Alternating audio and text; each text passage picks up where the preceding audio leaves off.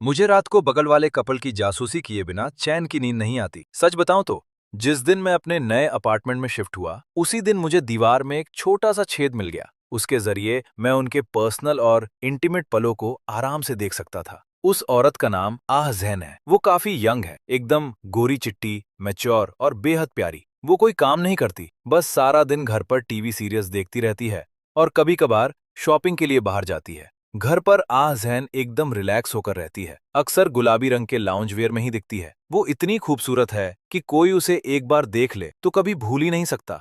जहन के पति का नीचे एक रेस्टोरेंट है जिसका नाम है ओल्ड वैंग्स कैसरोल डिशेस। आस पड़ोस के सब लोग उसे ओल्ड वैंग या लाओ वैंग कहते हैं। हुलिये से वो एकदम शेफ जैसा दिखता है। उम्र 40 के आसपास, चौकोर चेहरा और चेहरे पर हमेशा एक बड़ी सी मुस्कान। हर रात ठीक 11:30 बजे वो घर लौटता है, नहाता है, बेड पर जाता है और फिर जहन के साथ इंटीमेट होता है। वो आजन से पागलों की तरह प्यार करता है, मानो उस पर पूरी तरह लट्टू हो। उसके लिए हर रात आजन ही दुनिया की सबसे परफेक्ट औरत होती है। मैं हर दिन उनसे बस 3-4 मीटर की दूरी पर छिपकर ये सब देखता रहता हूँ। मेरे लिए दुबली पतली आजन और वो तगड़ा लाओवांग एक साथ ऐसे लगते थे मानो कोई मासूम मुर्गी किसी मोटे भेड़िए के चंगुल में हो। वे आमतौर पर रात के 1 बजे से पहले लाइट बंद नहीं करते थे, लेकिन मुझे तब तक नींद नहीं आती थी। उस सन्नाटे में आजन का चेहरा बार बार मेरे दिमाग में घूमता रहता था। वो मेरे इतनी करीब थी, बस एक दीवार का फासला था, फिर भी इतनी दूर थी कि शायद मैं अपनी पूरी जिंदगी में उस तक कभी ना पहुंच पाऊं। मैं एक भटकी हुई आत्मा की तरह हो गया था, जिसका कोई मकसद नहीं था, बस हर दिन दीवार के पीछे की उस दुनिया की तरफ खींचा चला जाता था। लाओवांग और आजन मेरे लिए किसी अलार्म वाले प्रोजेक्टर की तरह थे, जो हर रोज ठीक एक ही टाइम पर मेरी आंखों के सामने चालू हो जाते थे। लेकिन धीरे धीरे मुझे एहसास हुआ कि उनके बीच कुछ गड़बड़ है। वे आपस में शायद ही कभी कोई बात करते थे। लाओवांग इतना मेहनती था, सुबह जल्दी जाता और रात को देर से आता था, तो उनके पास शेयर करने के लिए बहुत सी बातें होनी चाहिए थीं। और आजहन ने भी कभी लाओवांग को किसी चीज के लिए मना नहीं किया। मुझे सबसे ज्यादा हैरानी इस बात पर होती थी कि आजहन जैसी खूबसूरत लड़की किसी भी अच्छे खासे या इज्जतदार आदमी से शादी कर सकती थी, भले ही कोई अमीर बिजनेसमैन ना सही। फिर उसने लाओवांग जैसे मोटे और थुलथुल आदमी को क्यों चुना? उस रेस्टोरेंट के कुकिंग ऑयल की महक मेरी खुद की हालत से भी बदतर और अजीब थी। ये दोनों बाहर से जितने प्यारे कपल दिखते थे, असल में अंदर से इनके बीच रत्ती भर भी प्यार या लगाव नहीं था। मैं अक्सर यही सोचता रहता था कि उस तेल से सने थुलथुल बूढ़े वांग को इतनी सुंदर बीवी मिल कैसे गई, और क्या कभी मुझे भी ऐसा कोई चांस मिलेगा? उसी दिन शाम को मुझे लॉबी के पार दरवाजा बंद होने की हल्की सी आवाज आई। मैं इस तरह की आवाजों को लेकर बहुत अलर्ट रहता था। आमतौर पर यह आवाज आधी रात को ही आती थी, लेकिन उस वक्त दोपहर के सिर्फ 5 बज रहे थे। मैंने तुरंत दीवार के उस छेद से झांका तो देखा कि आजिन सिर्फ एक शर्ट और शॉर्ट्स पहने हुए एक अनजान आदमी को गले लगा रही थी। वो आदमी कह रहा था, अफसोस है कि तुम मुझे छोड़कर चली गईं। तुम्हें ढूंढने में मुझे पूरा 1 साल लग गया। आजिन ने जवाब दिया, मेरी शादी हो गई है और अब मैं ये सब और नहीं करना चाहती थी। तभी वो आदमी अपनी शर्ट उतारने लगा और बोला, क्या तुम मेरा यकीन करोगी? तुम्हारे जाने के बाद मैंने तुम्हें एक बार भी नहीं ढूंढा। मुझे तो बिल्कुल यकीन नहीं है। आजहन ने मजाक में उस आदमी को धीरे से एक मुक्का मारते हुए कहा, क्या तुम सच में मेरे बिना रह पाए? क्या तुम अंदर ही अंदर घुट नहीं रहे थे? लगभग 3 मिनट बाद उस आदमी ने अपनी जेब से 300 युआन निकाले और उन्हें तकिए के नीचे रख दिया। वो बोला, मैं नहीं चाहता कि तुम अब ये काम दोबारा करो। मुझे लगता है कि तुम्हारे लिए कोई भी दूसरा मर्द सही नहीं है। आजहन ने उन पैसों को मना नहीं किया। उसने आराम से उस आदमी को कपड़े पहनने में मदद की, उसे गले लगाकर किस किया और फिर बाहर तक छोड़ने गई। ये देखकर मैं सारा खेल समझ गया। बिजनेसमैन बड़े चालू होते हैं, खासकर छोटे मोटे धंधे वाले। बूढ़ा वांग समाज के निचले तबके से आता था और जिंदगी चलाने के लिए कड़ा संघर्ष कर रहा था। आजैन से शादी करने की असली वजह शायद यही थी कि उसकी पीठ पीछे कोई बैकग्राउंड नहीं था। उसका प्रोस्टिट्यूशन का इतिहास था। वो चाहे कितनी भी खूबसूरत क्यों ना हो, समाज की नजरों में एक इज्जतदार औरत नहीं थी। शायद बूढ़े वांग के लिए आजैन के साथ हर रात इंटीमेट होना सीधे सीधे 300 युआन बचाने जैसा था। इसलिए वो हर रात ये मौका हाथ से नहीं जाने देता था।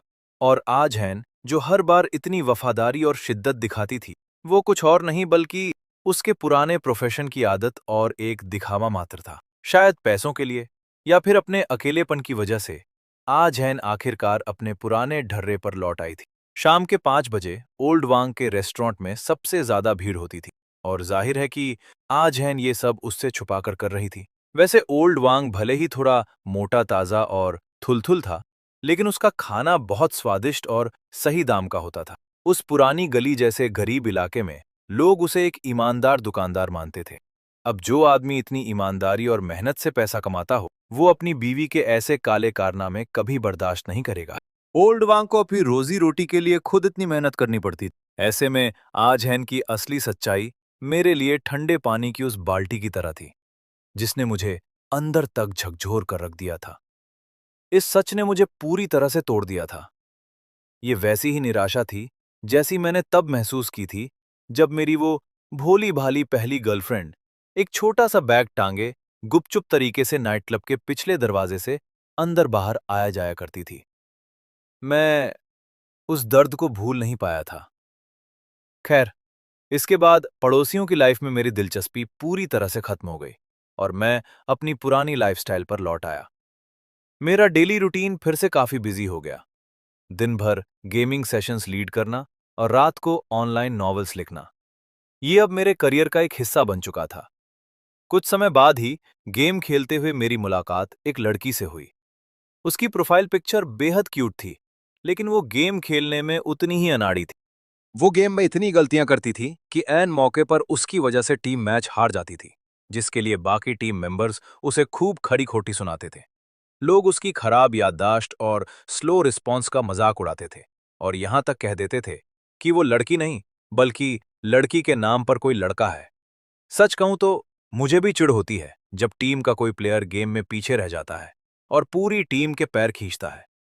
लेकिन चूंकि मैं एक गेम बूस्टिंग सर्विस चलाता हूं, इसलिए क्लाइंट जितना खराब खेलेगा, मुझे उतना ही काम मिलेगा। जैसे जैसे उसका बिजनेस बढ़ता गया, मैं गेम के दौरान उसका पक्ष लेने लगा और उसे ढांढस बंधाने की पूरी कोशिश करने लगा। एक बार टीम के बाकी लड़कों ने उसे इस कदर डांटा कि उसने गुस्से या दुख में गेम ही लॉग ऑफ कर दिया। लेकिन उसके तुरंत बाद उसने मुझे अपनी कॉन्टैक्ट इन्फॉर्मेशन भेजी और जुड़ने को कहा। जैसे ही मैंने उसे ऐड किया, उसका वीडियो कॉल आ गया। स्क्रीन पर एक बेहद प्यारी और मासूम सी शक्ल दिखाई दी। वो बेचारी लड़की अपना गोल सा चेहरा लिए फूट फूट कर रो रही थी, मानो बारिश में भीगा हुआ कोई खूबसूरत फूल हो।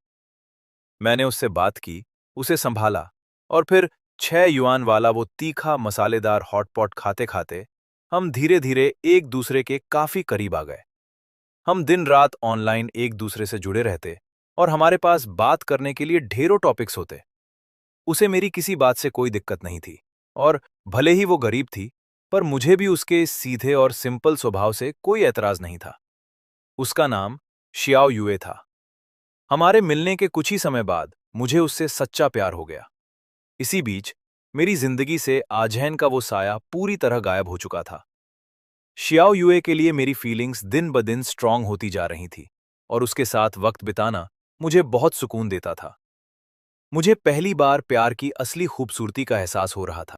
मुझे बस एक ही बात का मलाल था कि शियाओ युए बहुत ही सीधे और पुराने ख्यालात की लड़की थी। कमरे में अकेले होने के बावजूद मैं हद से हद सिर्फ उसका हाथ ही पकड़ सकता था। वो अपने जीवन के सबसे खूबसूरत और इंटीमेट पलों को शादी की रात के लिए बचाकर रखना चाहती थी, ताकि मुझे एक परफेक्ट पत्नी मिल सके। मुझे थोड़ी निराशा तो होती थी, लेकिन उसके इस फैसले से मैं इमोशनली उसकी और ज्यादा इज्जत करने लगा था। पर जब कभी मैं अंदर से बहुत बेचैन हो जाता, तो अपनी वो बेचैनी मिटाने के लिए दीवार के उसी छेद से फिर से आजहैन को देखने लगता। अब उसके पास बहुत ज्यादा कस्टमर्स तो नहीं आते थे, लेकिन जो भी आते, वो हर उम्र के होते। सफेद बालों वाले बूढ़ों से लेकर मुझसे भी छोटी उम्र के लड़के तक। उसका रेट फिक्स था, 300 युआन, और वो सिर्फ कैश ही लेती थी। वो जो पहले वाला आदमी था, वो उसका रेगुलर कस्टमर था, इसलिए आजहैन उसके साथ बहुत प्यार और अपनापन दिखाती थी।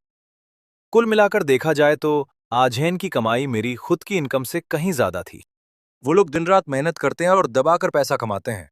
ये देखकर मुझे थोड़ी जलन भी होती थी और थोड़ा अजीब भी लगता था। खैर, देखते ही देखते एक महीना और बीत गया और आखिरकार शियाओ युए मुझे किस करने के लिए राजी हो गई। वो उस वक्त बेहद नर्वस थी, अपनी आंखें बंद किए हुए डर रही थी और उसने बहुत ही सीरियस होकर मुझसे बात की। उसने मुझसे वादा किया कि वो इस जन्म में मेरे सिवा किसी और से शादी नहीं करेगी। मैं तो खुशी के मारे 7वें आसमान पर था। मुझे हमेशा यही लगता था कि मुझ जैसे मामूली लड़के को कभी कोई गर्लफ्रेंड नहीं मिलेगी। उसके माता-पिता सीधे-साधे किसान हैं और ज्यादा बोलते-चालते नहीं हैं। इसलिए शादी का सारा फैसला उसके भाई पर छोड़ दिया गया है। सारी पावर उसके भाई के हाथ में थी। मैंने तुरंत उसे भरोसा दिलाया कि मैं उसका पूरा ख्याल रखूंगा। वो सच में बहुत अच्छी लड़की है और मुझे पूरा यकीन था कि वो अपने भाई की बात मानकर मेरे साथ अपनी छोटी सी दुनिया अच्छे से बसाएगी। उस दिन उसने पहली बार मुझे खुद आगे बढ़कर किस किया और काफी देर तक मुझे अपनी बाहों में समेटे रखा। इस बात को 2 दिन ही बीते थे कि उसके भाई का फोन आया। श्याओ युए ने वो फोन मुझे थमा दिया। दूसरी तरफ से उसके भाई ने कहा कि वो हमारे इस रिश्ते से पूरी तरह खुश हैं और इसे सपोर्ट करते हैं, बशर्ते मैं श्याओ युए को हमेशा खुश रखूं। उन्होंने मुझे अपने परिवार का हिस्सा मान लिया था। बस एक ही शर्त रखी कि मुझे 1,88,000 युआन दहेज तैयार रखने होंगे। इतने पैसे तैयार होते ही हम शादी की बात आगे बढ़ा सकते थे। श्याओये मेरा चेहरा देखकर मेरी सिचुएशन समझ गई। उसे थोड़ी शर्मिंदगी महसूस हुई तो उसने जल्दी से बात संभालते हुए समझाया कि उनके गांव में दुल्हन की स्टैंडर्ड कीमत वैसे तो 2,88,000 युआन होती है, लेकिन उसके भाई ने खुद अपनी मर्जी से इसे 1 लाख युआन कम कर दिया है। उसने ये भी कहा कि शादी के बाद वो ये सारे पैसे हमें वापस लौटा देगा, ताकि हम अपने छोटे से परिवार की शुरुआत कर सकें। वैसे तो 1,88,000 युआन कोई बहुत बड़ी रकम नहीं थी, लेकिन उस वक्त मेरे पास इतने पैसे भी नहीं थे। मेरे मम्मी पापा की तबीयत हमेशा खराब रहती है, इसलिए हमारे पास कोई सेविंग्स नहीं थी। मैं काफी उदास होकर अपने किराए के कमरे में लौटा और सिर पकड़कर घंटों कंप्यूटर के सामने बैठा रहा। सर्दियों का मौसम शुरू हो चुका था और दोपहर के समय भी कमरा बर्फ की तरह ठंडा रहता था। तभी अचानक बगल वाले फ्लैट का दरवाजा बंद होने की हल्की सी आवाज आई। मैं पहले से ही परेशान था, तो दिमाग हटाने के लिए दीवार के उस छेद के पास चला गया। वहां मुझे आह झेन की आवाज सुनाई दी। वो कह रही थी, कितना टाइम हो गया, क्या तुम मुझे भूल गए? आजकल धंधा थोड़ा मंदा चल रहा था, इसलिए जैसे ही मुझे थोड़ा टाइम मिला मैं तुमसे मिलने चली आई। तभी उस आदमी की आवाज आई। उसने पूछा, क्या आजकल कोई और मर्द तुमसे मिलने यहां नहीं आया? ये सुनते ही आजन एकदम सन्न रह गई। फिर उसने गुस्से में उस आदमी के चेहरे पर एक जोरदार थप्पड़ जड़ दिया और उसे धक्का देकर खुद से दूर कर दिया। वो चिल्लाई, तुम्हारी नजर में मैं आज भी वही बाजारू औरत हूं ना? निकल जाओ यहां से और फिर कभी मेरे सामने मत आना। वो आदमी हड़बड़ाकर बोला, नहीं, मेरा वो मतलब नहीं था। उस आदमी ने जल्दी से सफाई दी और आजन को मनाने के लिए गले लगा लिया। वो बोला, मैं तुमसे बहुत प्यार करता हूं। मुझे तुम्हारे पास्ट से कोई लेना देना नहीं है। सच कहूं तो मुझे लगता है कि मैं तुम्हारे लायक ही नहीं हूं। मैं बस हमेशा तुम्हारे साथ रहना चाहता हूं। ये सुनकर आजन का दिल पिघल गया और उसने भी उसे गले लगा लिया। ये सब देखकर मेरा दिमाग घूम गया। नीचे वो बेचारा बूढ़ा वांग कड़ाही में खाना पकाने के लिए दिन रात मेहनत कर रहा था। आने जाने वाले कस्टमर्स के सामने हाथ जोड़ रहा था और ऊपर उसकी प्यारी बीवी किसी और मर्द की बाहों में प्यार जता रही थी। ये सब सोचना ही बड़ा अजीब और उलझा हुआ था। थोड़ी देर बाद वे शांत हुए। आज़ैन एक छोटी बच्ची की तरह उस आदमी के सीने से लग गई और धीरे से बोली, तुम्हारा काम कैसा चल रहा है? मैं अब अकेले कुछ काम शुरू करना चाहती हूँ। अभी एक बहुत अच्छा मौका हाथ लगा है। मुझे पूरा यकीन है कि मैं कई गुना ज्यादा कमा सकती हूँ, लेकिन अभी थोड़े पैसों की कमी पड़ रही है। उसने पूछा, कितने पैसों की कमी है? कम से कम 2 लाख युआन, और अगर ज्यादा हो जाए तो और भी अच्छा है। मैं तुम्हें ये पैसे दे दूंगा। आज़ैन के मुंह से ये सुनते ही वो आदमी खुशी के मारे बिस्तर से कूद पड़ा। उसने आज़ैन को कसकर गले लगा लिया और छोड़ने का नाम ही नहीं ले रहा था। वो बोला, जैसे ही मेरे पास पैसे आ जाएंगे, मैं तुम्हें यहां से अपने साथ ले जाऊंगा। हम शंघाई, शेंज़ेन या जहां तुम चाहो वहां जाकर रहेंगे। मैं तुम्हारे सिवा किसी और से शादी नहीं करूंगा। आज़ैन बहुत इमोशनल हो गई और उसने उस आदमी को भींच लिया। मैं कब से इसी दिन का इंतजार कर रही थी। मैं अब इस तरह की जिंदगी और नहीं जी सकती। वो आदमी तसल्ली देते हुए बोला, तुम चिंता मत करो। एक बार ये पैसा इन्वेस्ट हो जाए तो मैं रातों रात अमीर हो जाऊंगा। आज़ैन ने कहा, ये पैसे तो ओल्ड वांग की बचत और मेरी शादी के शगुन के हैं। तुम मुझे इस तरह नहीं दे सकते। लेकिन उसने जिद की। मैं कल ही बैंक से पैसे निकाल लूंगा। तुम परसों आकर मुझसे ले जाना। वहां से जाने से पहले आजेन ने उस आदमी को आह क्यांग कहकर आवाज दी। पूरा माजरा देखकर मैं दंग रह गया। बेचारे बूढ़े वांग ने आजेन को अपनी पूरी जिंदगी की बचत और शगुन के पैसे सौंप दिए थे, और आजेन उन पैसों का इस्तेमाल अपने एक कस्टमर को रईस बनाने के लिए करने जा रही थी। मुझे शियाओयुए से शादी करने के लिए सगाई के तौर पर 1,88,000 युआन की जरूरत थी, और यहां इस आ कियांग को बैठे बिठाए पैसे मिल रहे थे। ये सोचकर मुझे आ कियांग से एक अजीब सी जलन होने लगी। मुझे ओल्ड वांग के लिए बहुत बुरा लग रहा था, और तभी मेरे खुराफाती दिमाग में एक बहुत ही घटिया और बुरा आइडिया आया। अगली सुबह आजेन और ओल्ड वांग दोनों साथ में बाहर गए और दोपहर के वक्त हाथ में एक बड़ा सा थैला लेकर लौटे। मैंने छेद से देखा कि आजेन ने उस थैले से पूरे 3 लाख युआन कैश निकाले, उन्हें 3 अलग-अलग भूरे रंग के कागज के लिफाफों में भरा और दरवाजे के पास रखे फ्रीजर के नीचे छिपा दिया। ये वही फ्रीजर था जिसमें ओल्ड वांग अपने रेस्टोरेंट के राशन का सामान रखता था। उस फ्रीजर के पास एक और खाली डिब्बा पड़ा था, शायद कबाड़ समझकर फेंक दिया गया था। खैर, जैसे ही आजेन ने वहां पैसे छिपाए, तभी उसका फोन बज उठा। दूसरी तरफ से ओल्ड वांग की आवाज आई, आजेन, मैंने कुछ नई डिशेस बनाई हैं, जरा नीचे आओ और मेरे लिए कुछ मसाले ले आओ। आजेन चहकते हुए बोली, ठीक है डार्लिंग, मैं अभी नीचे आती हूं। वैसे भी दोपहर के खाने का टाइम हो गया था।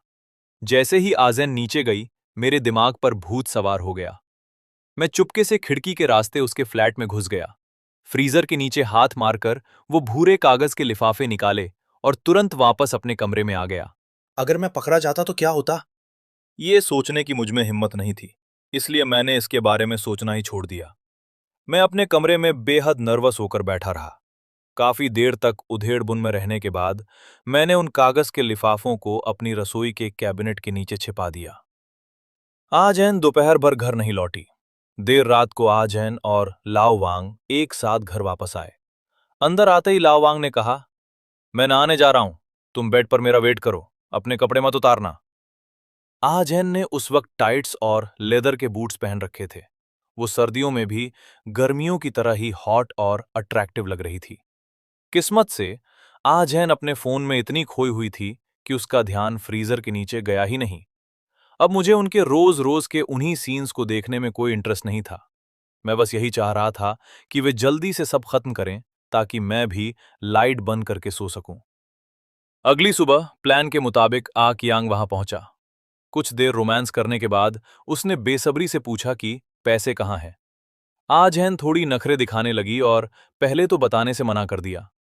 आ कियांग ने उसे काफी देर तक मनाया, उससे शादी करने और सिर्फ उसी से प्यार करने की कस्में खाईं। तब जाकर आजैन ने फ्रीजर की तरफ इशारा किया और बोली, पूरे 3 लाख हैं, ये सब अब तुम्हारे हुए। आ कियांग ने खुशी के मारे आजैन को किस कर लिया। डार्लिंग, मैं तुमसे बहुत प्यार करता हूं। फिर वो तुरंत जमीन पर झुका और फ्रीजर के नीचे पैसे ढूंढने लगा, पर अगले ही पल उसके होश उड़ गए। वो घबराकर बोला, वहां तो कुछ भी नहीं है आजैन, नीचे कुछ नहीं है। झूठ मत बोलो, क्या तुम मजाक कर रहे हो? सच में, खुद देख लो। आजैन ने शक की निगाहों से देखते हुए कहा। फिर वो खुद फर्श पर लेट गई और फ्रीजर के नीचे का पूरा कोना कोना छान मारा, पर वहां कुछ न पाकर वो सदमे से तुरंत उठकर बैठ गई और अपना सीना पकड़ लिया। पैसे? मेरे पैसे कहाँ गए? अब आ कियांग उसे शक की नजरों से देखने लगा और बोला, ये तो मुझे तुमसे पूछना चाहिए, पैसे कहाँ हैं?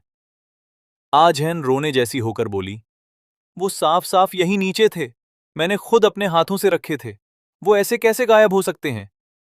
ये सुनते ही आ कियांग का चेहरा एकदम बदल गया। उसने गुस्से में अपने कपड़े समेटे और बोला, अब मैं सब समझ गया कि तुम मुझे बेवकूफ बना रही हो। आह! कियांग ने गुस्से में चिल्लाकर कहा। आजैन रोते हुए गिड़गिड़ाई, नहीं, मैंने कोई झूठ नहीं बोला।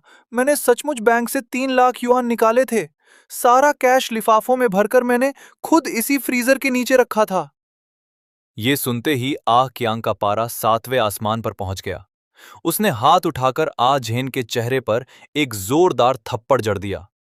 आजैन चीखती हुई जमीन पर गिर पड़ी। कमीनी, तेरी हिम्मत कैसे हुई मुझे बेवकूफ बनाने की? आ कियांग ने गुस्से में अपनी पैंट की बेल्ट निकाली और आ झेन को बेरहमी से पीटना शुरू कर दिया।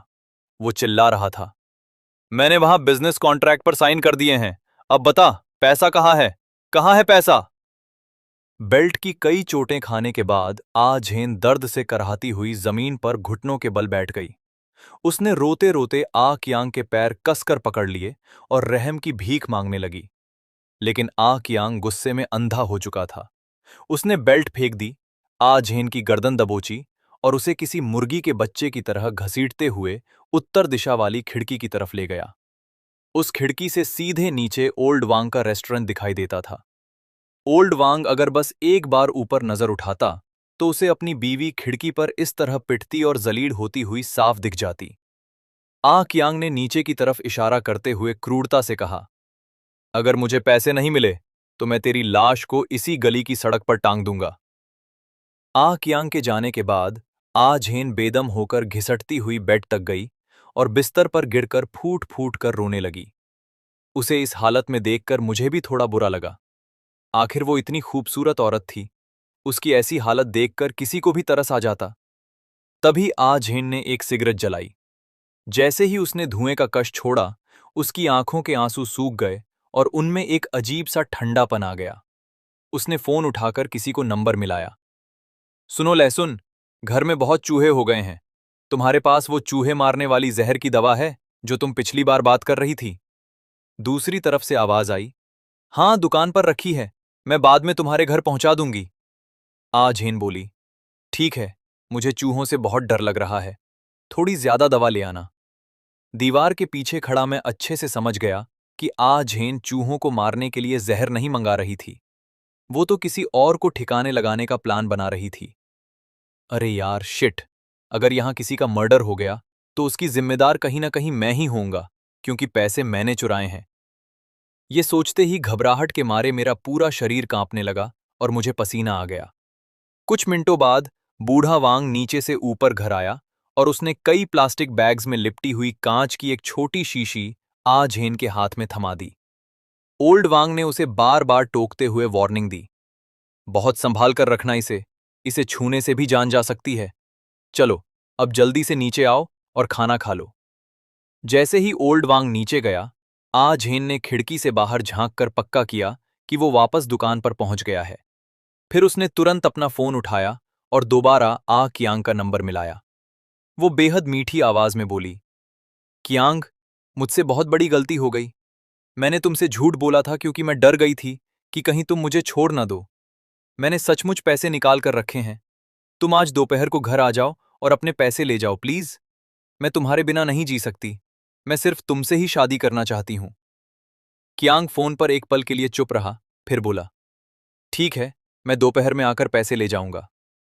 फोन पर आ कियांग आगे बोला, मैं भी तुमसे बहुत प्यार करता हूं। बस मुझसे वो इंसान बर्दाश्त नहीं होता जिससे मैं सबसे ज्यादा प्यार करता हूं, और वो मुझसे झूठ बोले। खैर, मैं जल्दी में हूं, दोपहर को मिलता हूं। उधर आ झेन जैसे ही ये सब सुनकर जल्दी से अपने कमरे के अंदर गई और 3 फाइल फोल्डर निकालने लगी। मैंने मौका देखा कि वो पूरी तरह बिजी है। मैंने 1 सेकंड की भी देरी नहीं की। मैं चुपके से वापस उसके फ्लैट में घुसा और वो चुराए हुए पैसे चुपचाप उसी फ्रीजर के नीचे वापस रख दिए।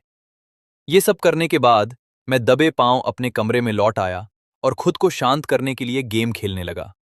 मैं अपनी पूरी कोशिश कर रहा था कि मेरा दिमाग इस पूरे मामले से हट जाए। शाम के ठीक 5 बजे आह कियांग दोबारा वहां पहुंचा। आ झन ने अंदर आते ही उसे कोक की एक बोतल थमा दी। आह कियांग ने उसे तुरंत पिया नहीं, बल्कि उसने आगे बढ़कर आ झन को गले लगा लिया और बोला, मुझे माफ कर दो, मुझसे गलती हो गई। मुझे सुबह तुम पर इस तरह हाथ नहीं उठाना चाहिए था, लेकिन मैं क्या करूं, मैं सचमुच तुमसे बहुत प्यार करता हूं। आ झन ने धीरे से जवाब दिया, मुझे पता है, और मैं भी तुमसे प्यार करती हूं। अब ये पैसे, मैं और मेरी ये जिंदगी, सब तुम्हारी है। आ कियांग ने आ झन के पूरे चेहरे को चूमते हुए कहा।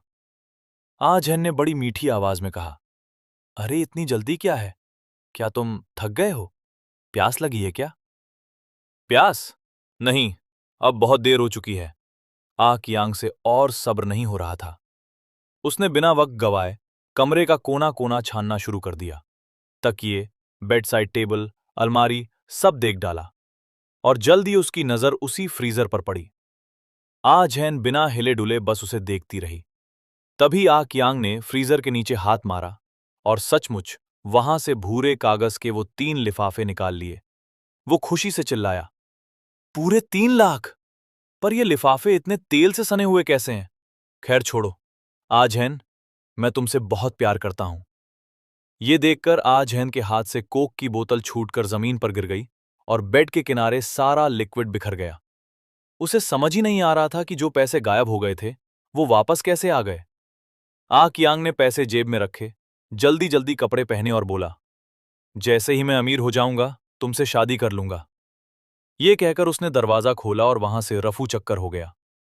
पीछे बची आ झैन की आंखें एकदम बेजान सी हो गई थीं। वो इसी सोच में डूबी थी कि आखिर वो पैसे वापस कैसे आ गए। कुछ ही देर बाद नीचे से बूढ़ा वांग घर लौटा। मकान मालिक से उसकी भयंकर लड़ाई हो चुकी थी, इसलिए वो गुस्से में लाल पीला हो रहा था। उसने पैर पटकते हुए दरवाजा खोला और घर में घुसते ही गालियां देने लगा। साले ने 10 साल तक किराया ना बढ़ाने की बात की थी और अभी सिर्फ 3 साल ही बीते हैं कि उसने किराया सीधे डबल कर दिया। आ झैन ने उसे शांत करने के लिए पानी का एक गिलास आगे बढ़ाया। शांत हो जाओ डार्लिंग, तुम्हारे हाथ में हुनर है, तुम कहीं भी दुकान खोलकर पैसे कमा सकते हो। लेकिन ओल्ड वांग का गुस्सा 7वें आसमान पर था। उसने पानी का गिलास उठाया और जमीन पर पटक कर चूर चूर कर दिया। वो दहाड़ा, मैं अब कभी कोई दुकान किराए पर नहीं लूंगा। मैं अपना खुद का बिजनेस शुरू करूंगा और खुद मकान मालिक बनूंगा। वो जो हमारी 3 लाख की सेविंग्स रखी है वो मुझे दे दो। मैं अभी जाकर एक परमानेंट दुकान खरीद लेता हूं, फिर देखता हूं कि कौन सा मकान मालिक मुझे धमकाने की हिम्मत करता है। वो पैसे। आज हैन काटो तो खून नहीं, वो वहीं सुन्न खड़ी रह गई। ये देखकर बूढ़े वांग ने फिर से चिल्लाकर कहा, जाओ, वहां बुद्ध बनकर क्यों खड़ी हो, पैसे लाओ। आज हैन ने कांपते हाथों से दरवाजा बंद कर दिया। थोड़ी देर बाद ही मुझे दीवार के पीछे से किसी चीज के टूटने फूटने की हल्की आवाजें आने लगीं। मैं खुद को रोक नहीं पाया और तुरंत दीवार के उस छेद से झांकने लगा। मैंने देखा कि इस बार बूढ़े वांग में आजहैन को जमीन पर पटक रखा था और उसके चेहरे पर एक जोरदार थप्पड़ जड़ते हुए चिल्ला रहा था, कमीनी वैश्या, पैसे कहाँ हैं? मैंने तुझे उस कोठे से छुड़ाने के लिए अपनी जिंदगी की गाढ़ी कमाई लगा दी थी और तूने, जल्दी बता, पैसा कहाँ है? बूढ़ा वांग चिल्ला रहा था। आजहैन बुरी तरह पिट चुकी थी और घायल पड़ी थी। उसमें पलटकर जवाब देने या विरोध करने की हिम्मत ही नहीं बची थी। बताती है या नहीं? बूढ़े वांग ने पागलों की तरह पास ही पड़ा हुआ रसोई का चाकू उठा लिया और उसे आजहैन की गर्दन पर अड़ा दिया। डर के मारे आजहैन की एक तेज चीख निकल गई और उसका पूरा शरीर बिजली के झटके की तरह अकड़ गया। चाकू बेड के किनारे से जाकर टकराया, पर किस्मत से आजहैन को चोट नहीं लगी। लेकिन बूढ़े वांग ने हार नहीं मानी। उसने चाकू फिर से हवा में उठाया। यह खौफनाक मंजर देखकर मैं डर के मारे कांपने लगा। मैं तुरंत छेद के पास से हटा, अपने कमरे की तरफ भागा और हड़बड़ाहट में कंप्यूटर चालू करके कोई गेम खेलने लगा। मेरा पूरा शरीर बेकाबू होकर थरथरा रहा था। बगल के फ्लैट में मर्डर होने का खौफ इस कदर था कि मुझे अपनी ही इस जासूसी वाली हरकत पर अंदर ही समय बीतता जा रहा था, पर डर के मारे मुझ में अपनी जगह से हिलने तक की हिम्मत नहीं थी। यहां तक कि मैं ठीक से सांस भी नहीं ले पा रहा था। तभी अचानक खट खट खट, कोई मेरे फ्लैट का दरवाजा खटखटा रहा था। वो आवाज सुनकर ऐसा लगा मानो मेरा दिल हलक में आ जाएगा। दस्तक बंद नहीं हो रही थी। मैंने किसी तरह अपने बिखरे हुए हौसले बटोरे, खुद को नॉर्मल दिखाने की कोशिश की और पूछा, कौन है? बगल से बूढ़ा वांग हूं। आया, बस 1 मिनट। मैंने जल्दी से अपने कानों पर बड़े वाले हेडफोन लगा लिए ताकि ऐसा लगे कि मैं गेम में बिजी था, और फिर दरवाजा खोला। मैंने पूछा, अरे वांग बॉस, आप इस टाइम दुकान पर नहीं है क्या आज? बूढ़े वांग का चेहरा एकदम सपाट और भावहीन था। उसने रूखे स्वर में पूछा, क्या मैंने तुम्हें डिस्टर्ब किया? तुम क्या कर रहे हो? मैंने अपने कानों पर लगे हेडफोन की तरफ इशारा करते हुए कहा, बस गेम खेल रहा था, मैंने ये लगा रखे थे, इसलिए जब तक आपने जोर से नॉक नहीं किया मुझे पता ही नहीं चला। बूढ़े वांग ने मेरी बात का कोई जवाब नहीं दिया और बिना पूछे सीधे मेरे कमरे के अंदर घुस आया। मैं भी उसके पीछे पीछे अंदर आया और बात संभालने के लिए बोला, अरे आइए आइए अंदर आइए। मैं यहां अकेला रहता हूं ना, इसलिए थोड़ा कबार खाना बना हुआ है। बूढ़ा वांग पूरे कमरे में इधर उधर घूमकर चीजों को देखने लगा। फिर उसने बालकनी की तरफ रुख किया और वहां लगी रेलिंग को बहुत ध्यान से देखने लगा। उसने आगे बढ़कर लोहे की रेलिंग को पकड़ा और पूरी ताकत से अपनी तरफ खींचा, पर वो मजबूती से फिक्स थी और जरा भी नहीं हिली। बूढ़े वांग ने पलटकर मेरी तरफ देखा और पूछा, मेरी बालकनी में बहुत सारा सामान ठसा पड़ा है, उससे तुम्हें कोई दिक्कत तो नहीं होती ना? मैंने तुरंत कहा, बालकनी? अरे वांग भाई, मैं तो कभी बालकनी की तरफ जाता ही नहीं। वहां से इतनी बदबू आती है कि मैं तो खुद इस खिड़की दरवाजे को हमेशा के लिए सील करने की सोच रहा हूं। दरअसल हमारी ये पुरानी बिल्डिंग उत्तर दिशा में उसी फास्ट फूड स्ट्रीट की तरफ खुलती थी जहां बूढ़े वांग का रेस्टोरेंट था, और दक्षिण दिशा में ठीक नीचे कचरा डंप करने का स्टेशन था।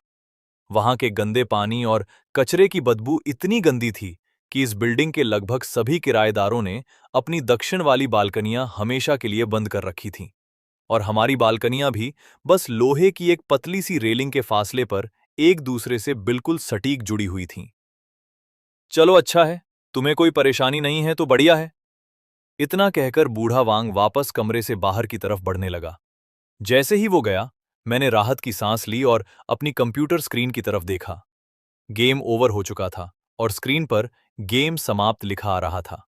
कंप्यूटर स्क्रीन पर बड़े बड़े अक्षरों में एक लाइन लिखकर आ रही थी, ये गेम 26 मिनट तक चलेगा। मैं अपनी आंखें सिकोड़कर सोचने लगा कि इसका क्या मतलब है। तभी मैंने पूछा, वैसे वांग भाई, कोई खास बात है क्या? बूढ़ा वांग बोला, अरे खास बात क्या होगी, कहते हैं ना कि दूर के रिश्तेदार से पास का पड़ोसी ज्यादा काम आता है। बस ऐसे ही मैं तुम्हें एक ड्रिंक पर ले चलना चाहता हूं। अभी? मैंने अपने फोन में टाइम देखा। दोपहर के ठीक 5 बज रहे थे। मैंने कहा, इस टाइम तो आपकी दुकान पर पैर रखने की जगह नहीं होती, है ना? बूढ़े वांग ने एक फीकी सी मुस्कान के साथ कहा, अरे दुकान पर लड़के हैं, वो संभाल लेंगे। चलो चलो, कहीं बाहर चलते हैं, 2 घूंट मारेंगे। मैंने भी बात टालना ठीक नहीं समझा। ठीक है, चलिए। मैं बूढ़े वांग के पीछे पीछे सीढ़ियों से नीचे उतर आया। हम फास्ट फूड वाली गली से बाहर निकले और कुछ 100 मीटर दूर एक बारबेक्यू स्टॉल पर जाकर बैठ गए। तुम मेरी बीवी से मिल चुके हो ना? बूढ़े वांग ने हमारे लिए कबाब और बियर का ऑर्डर देते हुए अचानक पूछा। उनके इस सीधे सवाल पर मैंने झेप कर अपनी नजरें नीचे कर ली। हाँ, बस एक बार सीढ़ियों पर आमना सामना हुआ था। मेरी तरफ देखे बिना ही बूढ़े वांग ने अगला सवाल दागा। कैसी लगती है वो तुम्हें? मैंने संभल कर जवाब दिया, भाभी बहुत खूबसूरत हैं। ये सुनकर बूढ़ा वांग ठहाका मारकर हंस पड़ा। क्या तुम्हें कभी अचंभा नहीं होता कि मुझ जैसा थुलथुल आदमी इतनी सुंदर लड़की से कैसे शादी कर गया? मैंने भी बात बनाने के लिए उसकी चापलूसी शुरू कर दी। अरे नहीं वांग भाई, इसमें ताज्जुब की क्या बात है? आपके पास बढ़िया चलता हुआ काम है, अच्छी खासी कमाई है और हाथ में हुनर है। आजकल के जमाने में ऐसे मर्द कहाँ मिलते हैं जो खुद का खर्चा उठाने के साथ साथ बीवी को भी इतने ऐश से रख सकें। बूढ़े वांग ने मुस्कुराकर मेरी तरफ देखा। छोटे भाई, तुम सारा दिन घर पर बस गेम ही खेलते रहते हो। बाहर निकलकर कोई ढंग की नौकरी क्यों नहीं ढूंढ लेते? मैंने अपने चेहरे के हाव भाव नॉर्मल रखने की कोशिश की। अरे वांग भाई, गेम खेलना भी आजकल एक काम ही है। आपको पता नहीं है कि दुनिया में ऐसे बहुत से रईस लोग हैं जिनके पास पैसा तो बहुत है, पर गेम खेलने का टाइम या सब्र नहीं है। वो अपनी आईडी आगे बढ़ाने के लिए मुझे अच्छे खासे पैसे देते हैं।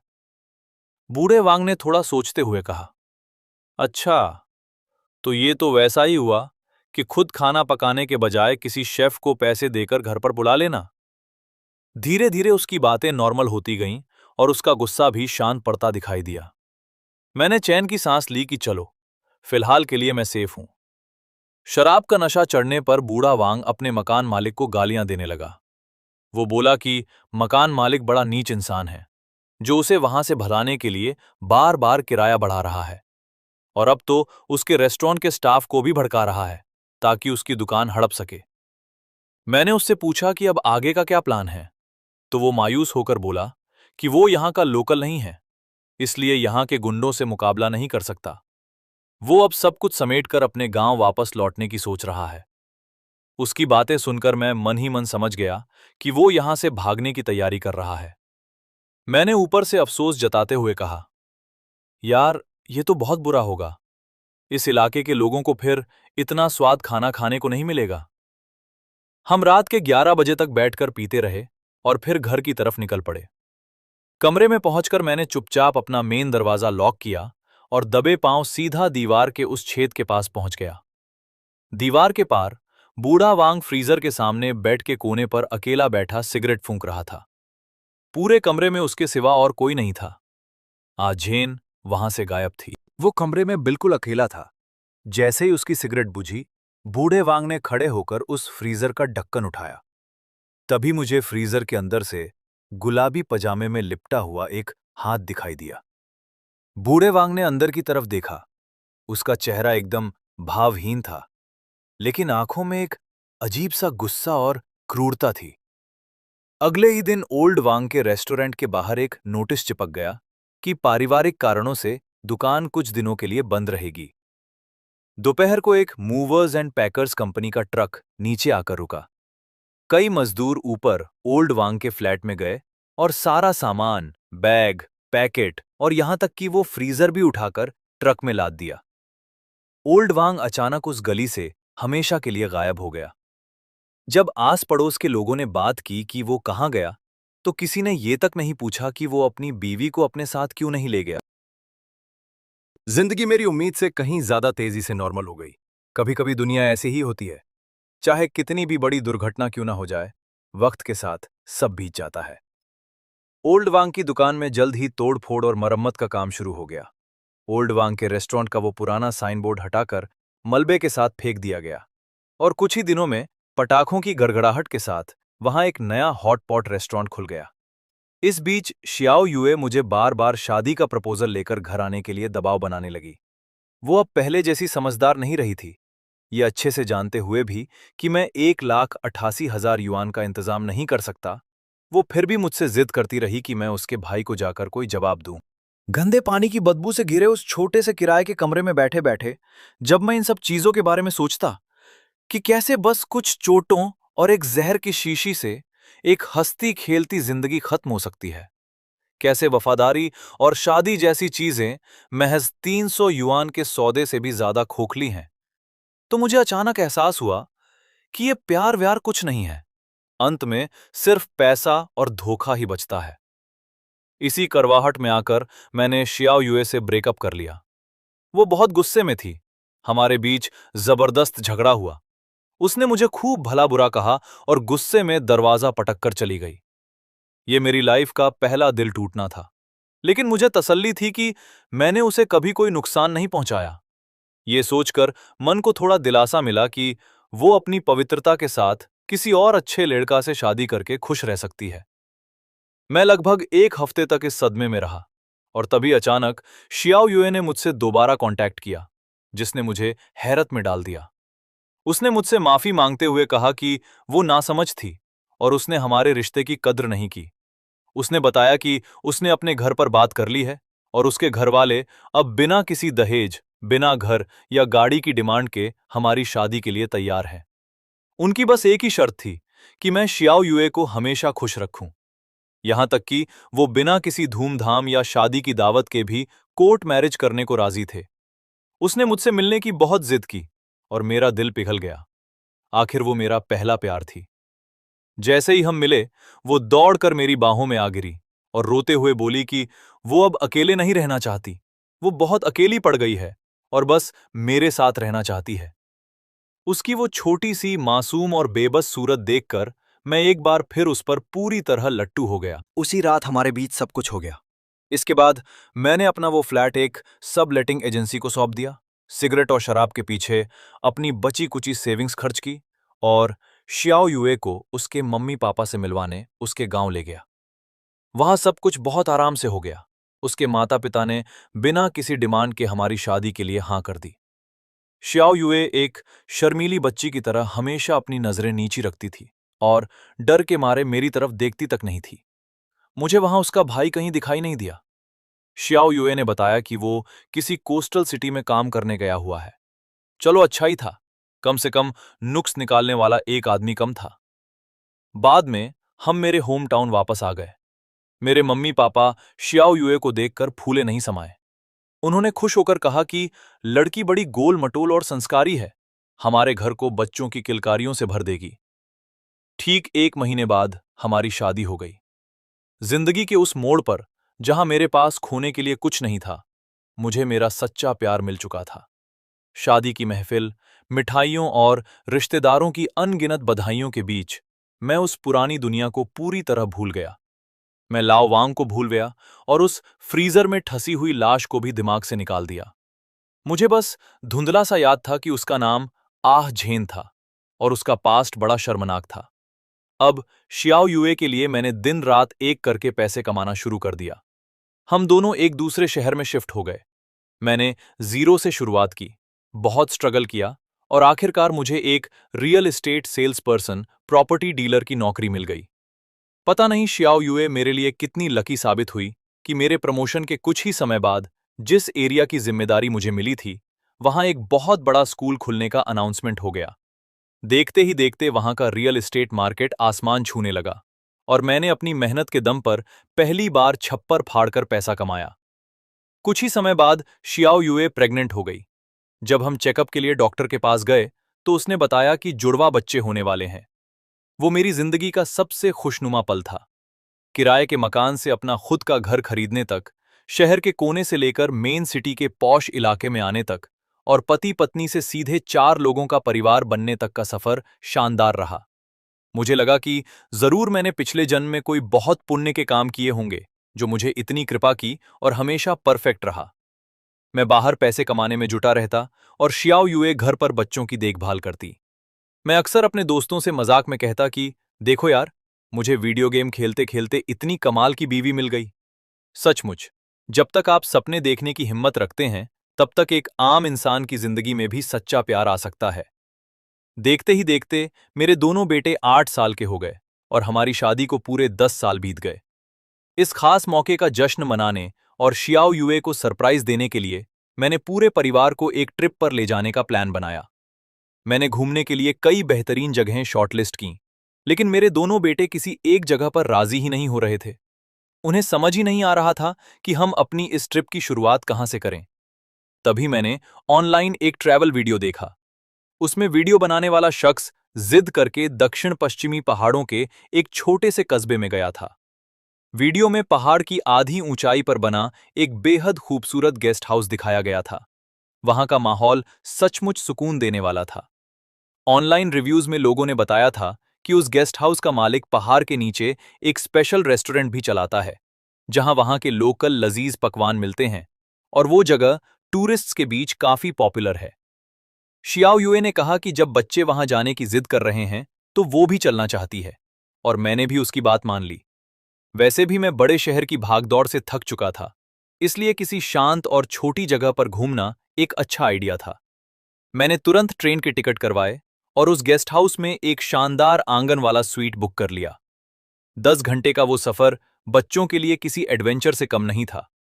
मैं और शियाओ युए बारी बारी से सो रहे थे और लगातार बच्चों पर नजर रखे हुए थे कि कहीं वे इधर उधर ना निकल जाएं। लेकिन जैसे ही हम थके हारे उस पॉपुलर रेस्टोरेंट में पहुंचे, काउंटर की तरफ देखते ही मेरे पैरों तले जमीन खिसक गई। मेरा दिमाग सन्न रह गया। क्या आजन मर नहीं गई थी? जो पुरानी यादें मैंने सालों से अपने अंदर दफन कर रखी थीं, वो अचानक एक झटके में जिंदा हो गईं। वो पुरानी बिल्डिंग, लोहे की रेलिंग, फ्रीजर के अंदर गुलाबी पजामे में लिपटा हुआ वो हाथ और वो बूढ़ा वांग जिसने एक बार मुझे खामोश रखने के लिए डराया था, सब कुछ मेरी आंखों के सामने घूमने लगा। पूरे 10 साल बीत चुके थे, पर मुझे खुद नहीं पता कि मैंने बस एक नजर में कैसे पहचान लिया कि काउंटर के पीछे खड़ी औरत आजहन ही है। उसके वही लंबे बाल, उसकी वही रंगत, वैसी ही बॉडी लैंग्वेज। ऐसा लगा मानो किसी पुरानी फिल्म की रील मेरे दिमाग में दोबारा चलने लगी हो और उसका हर एक सीन बिल्कुल साफ हो। वेटर शियाओ युए और बच्चों को टेबल की तरफ ले गया, लेकिन मैं काठ बनकर वहीं काउंटर से थोड़ी दूर खड़ा रहा। मेरे दिमाग में विचारों का तूफान चल रहा था। तभी अचानक आ झैन की नजर मुझ पर पड़ी।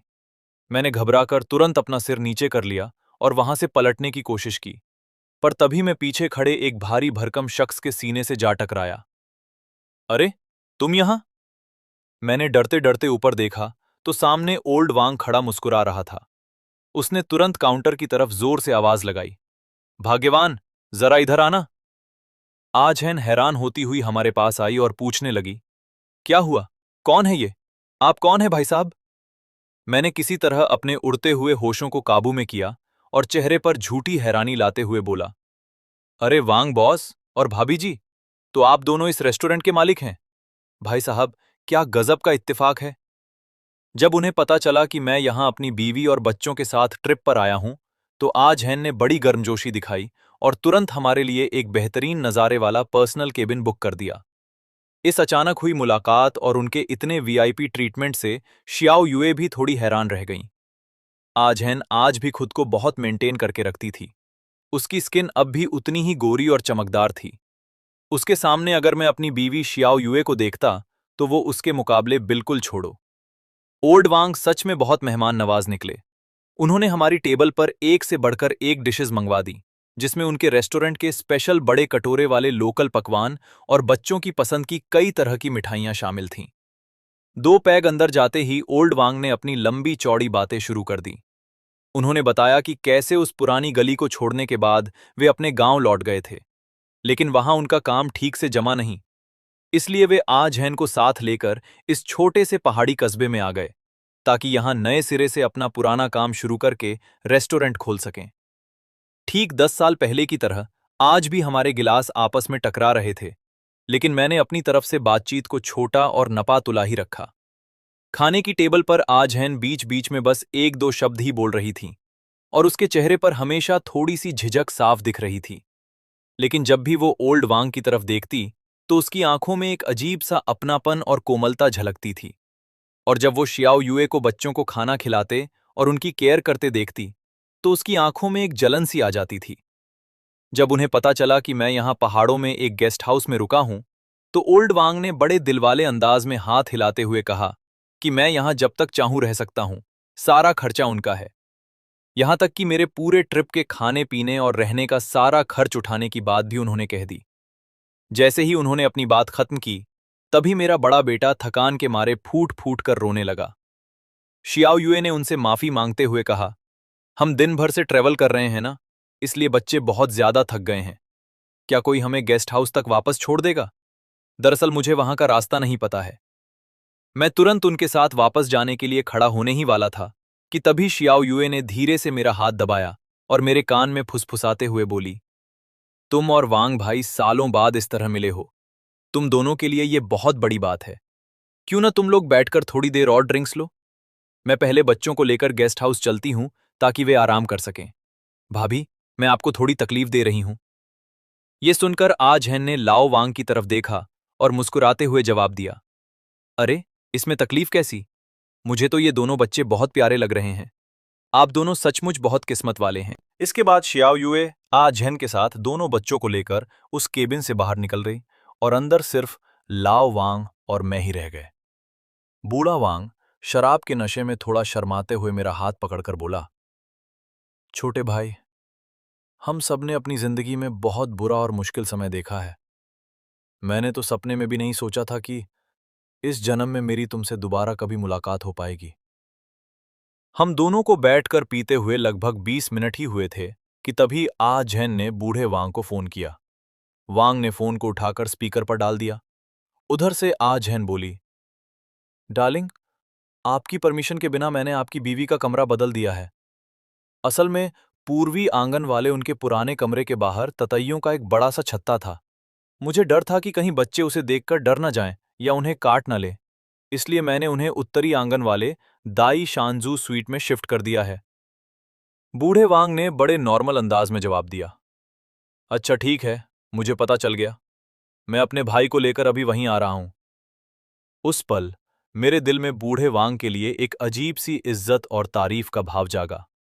उधर फोन पर आ झैन का लहजा बहुत ही कोमल और नरम था उसकी आवाज में एक अजीब सी विनम्रता और संकोच साफ झलक रहा था, मानो पुराने जमाने के किसी नाटक में कोई रानी अपने राजा से बहुत नाप तौल कर और संभल कर बात कर रही हो। रास्ते में चलते हुए बूढ़े वांग ने मुझे बताया कि पहाड़ पर बने इन सभी कॉटेज का रेनोवेशन उन्होंने खुद अपनी देखरेख में करवाया है। उन्होंने ये भी बताया कि जिस आंगन वाले कमरे को मैंने पहले बुक किया था, उसके ठीक बाहर सचमुच ततैयों का एक बड़ा सा जंगली छत्ता था, जिसे वे जल्द ही किसी को बुलाकर हटवाने वाले थे। मेरे कुछ बोलने से पहले ही वे आगे बोले, उत्तरी आंगन बहुत शांत जगह पर है, लेकिन वो पहाड़ पर थोड़ा और ऊपर की तरफ बना है। मैं तुम्हें खुद वहां छोड़ देता हूं। तुम वहां पहाड़ी की ठंडी और ताजा हवा का मजा ले सकोगे। दाइशान निवास नाम का वो स्वीट सचमुच गांव के किसी पुश्तैनी घर जैसा लग रहा था, जिसकी छत नीली टाइलों से ढकी थी। उसमें लकड़ी का एक खूबसूरत कॉरिडोर था और सामने पहाड़ी की ढलान पर बसा एक छोटा सा आंगन बना हुआ था। जैसे ही हम मेन गेट से कुछ मीटर की दूरी पर पहुंचे, सामने से आह झैन हमारी तरफ ही आती हुई दिखी। बूढ़े वांग ने मुस्कुराते हुए और सिर हिलाते हुए मुझसे कहा, तुम्हारी बीवी और बच्चे अंदर आराम से हैं, तुम फिक्र मत करो। भाई, अब तुम खुद अंदर चले जाओ। मैं और तुम्हारी भाभी पहले पहाड़ से नीचे उतरते हैं। इतना कहकर उन्होंने आजहैन का हाथ थामा और दोनों पहाड़ से नीचे की तरफ उतरने लगे। कुछ कदम आगे बढ़ने के बाद बूढ़े वांग ने पीछे मुड़कर मुझे टोकते हुए याद दिलाया, ओ हाँ, बच्चों को समझा देना कि वे कॉटेज के पीछे की तरफ दौड़ भाग ना करें। वहां एक बहुत गहरी खाई है जो बिल्कुल भी सेफ नहीं है। पहाड़ों से बर्फ जैसी ठंडी हवा चल रही थी। उन दोनों को वापस जाते हुए देखकर मेरे दिलो दिमाग में एक ऐसी अजीब सी फीलिंग आई जिसे मैं शब्दों में बयां नहीं कर सकता। झैन जिंदा थी और इसमें अब रत्ती भर भी शक नहीं था। अब इसकी सिर्फ एक ही वजह हो सकती थी कि उस रात बूढ़े वांग को लगा होगा कि उसने गुस्से में झैन को मार डाला है, लेकिन असल में उसकी जान बच गई होगी। फिर न जाने किस वजह से उन दोनों के बीच समझौता हो गया और वे सब कुछ भुलाकर इस छोटे से कस्बे में एक नई जिंदगी की शुरुआत करने चले आए। कमरे के अंदर शियाओ युए ने बच्चों को सुला दिया था। मुझे अंदर आते देखकर वो तुरंत दबे पांव बाहर आई और मुझे धीरे बोलने का इशारा किया।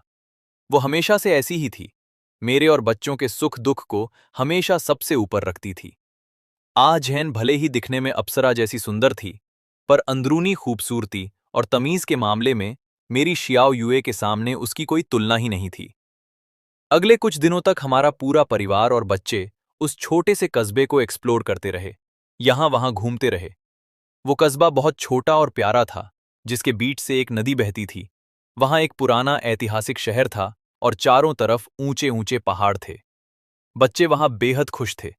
उन्होंने अपनी जिंदगी में पहले कभी इस तरह के असली पहाड़ और नदियां नहीं देखी थीं, इसलिए उन्हें लग रहा था मानो उन्होंने कोई नई जादुई दुनिया ढूंढ ली हो। चारों तरफ बच्चों की हंसी, दौड़ भाग और खेल कूद का माहौल था, लेकिन इस सब के बीच मैं देख रहा था कि शियाओ युए के दिमाग में कुछ न कुछ चल रहा था।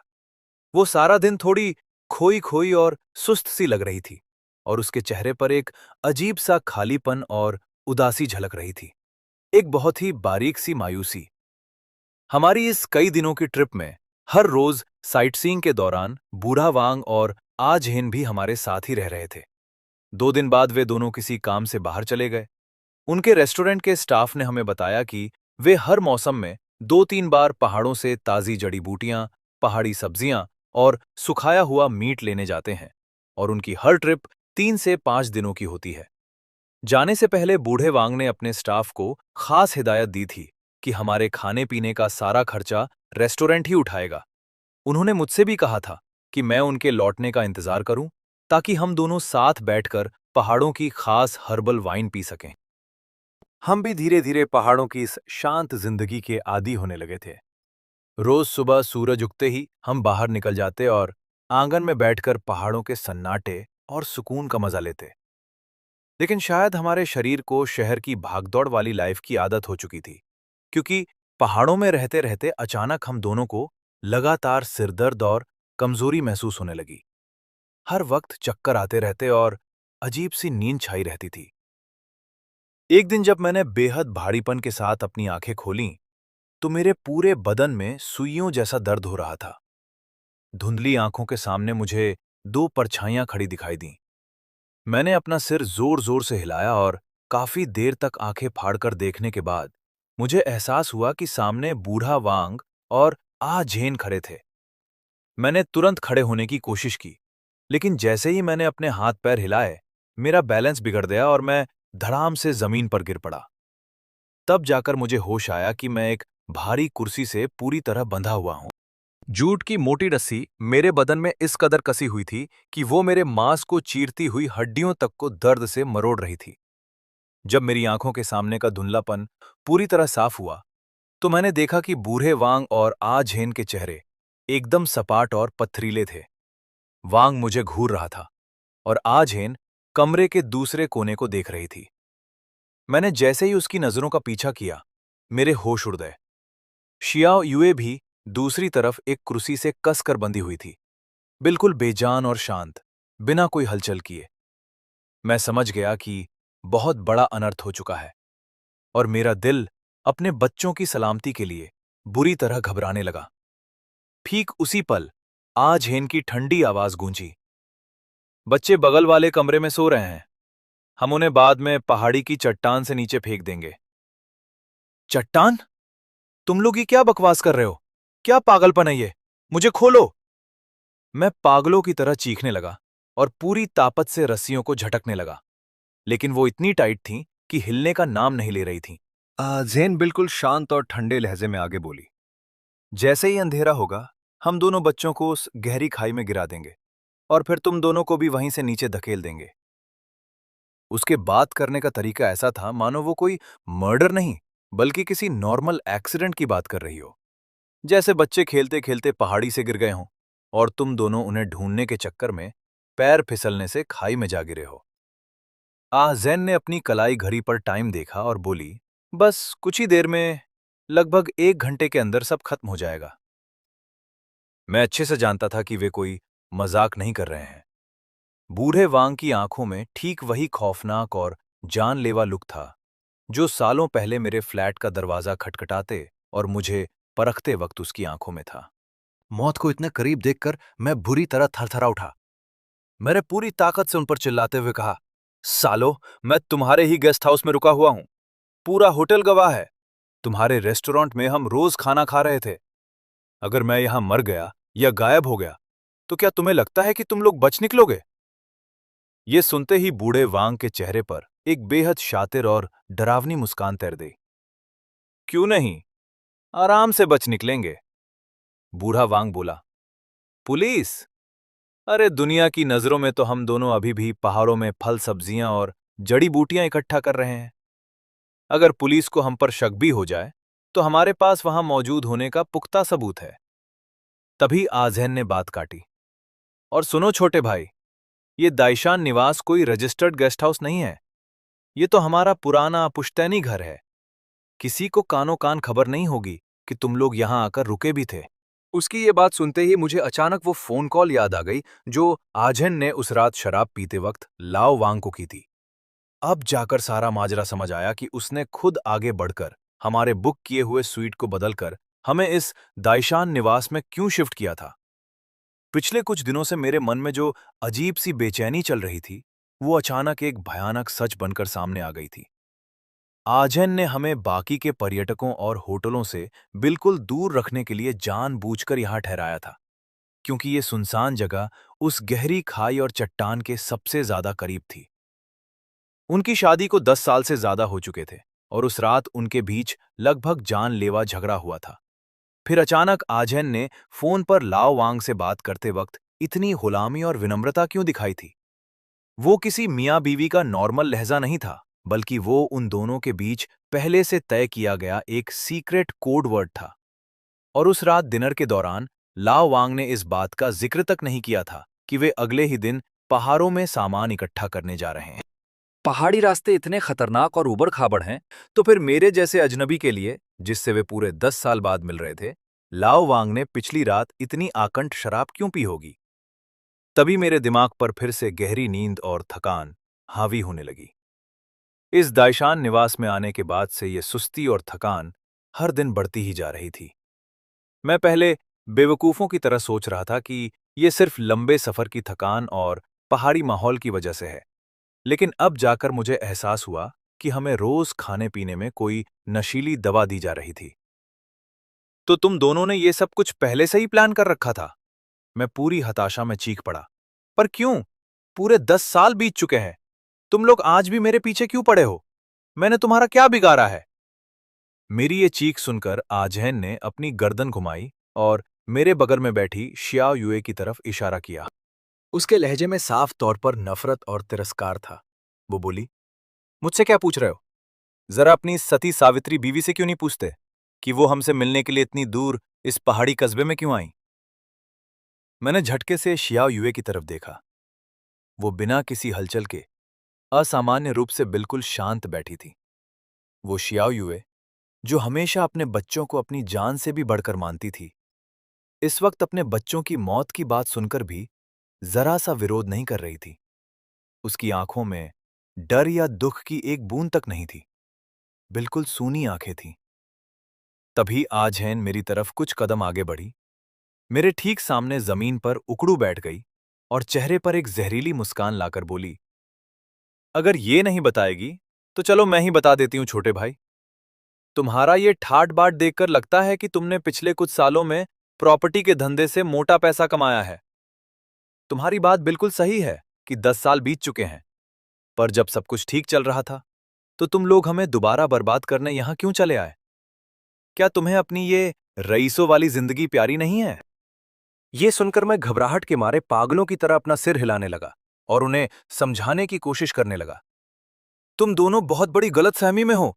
भगवान की कसम, हम यहां सिर्फ घूमने आए हैं। मेरा बेटा घर पर मोबाइल पर कोई ट्रैवल वीडियो देख रहा था। बस अचानक उसे तुम्हारा ये गेस्ट हाउस और तुम्हारा बिग बोल्ड डिशेज रेस्टोरेंट दिख गया और वो यहां आने की जिद करने लगा। हमारा यहां आना महज एक इत्तेफाक है, सचमुच। महज एक इत्तेफाक? आज हिन ने जोरदार ताना मारा। सच में? ऐसा इत्तेफाक? तो क्या ये भी महज एक इत्तेफाक है कि तुम और तुम्हारी ये बीवी आज साथ है?